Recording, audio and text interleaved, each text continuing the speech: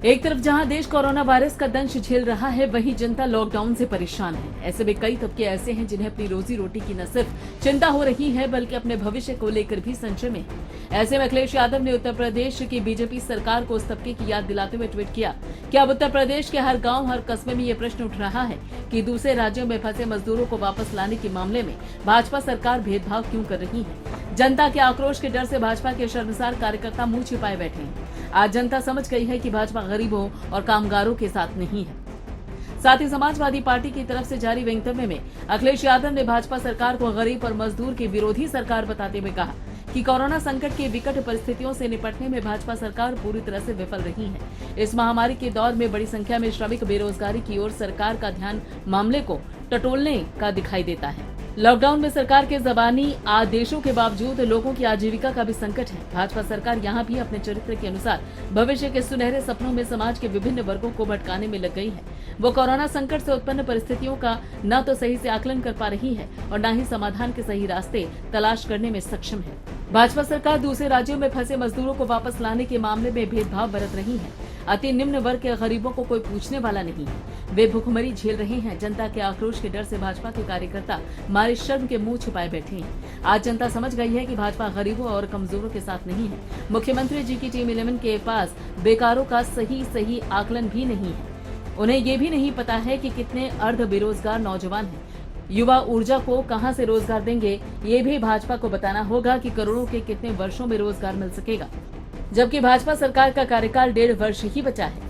भाजपा की राज्य सरकार की टीम 11 ने श्रमिकों को मनरेगा और गांव के दूसरे उद्योगों में खपाने का जो निर्णय लिया है वो पूर्णतः अव्यवहारिक है। उससे प्रदेश में असंतोष और आक्रोश बढ़ेगा। पहले से ही यहाँ पे संगठित क्षेत्रों में छटनी और असंगठित क्षेत्रों में नौकरी के अभाव में बेरोजगारी चरम पर है। जब बेरोजगारी झेल रहे नौजवानों को न तो नौकरी और न ही बेकारी भत्ता मिल रहा है, तो दूसरे राज्यों एवं उत्तर प्रदेश के महानगरों में रोजगार के लिए भटक रहे गांव के करोड़ों बेरोजगार नौजवानों को कहां से रोजगार में खपाया जा सकेगा।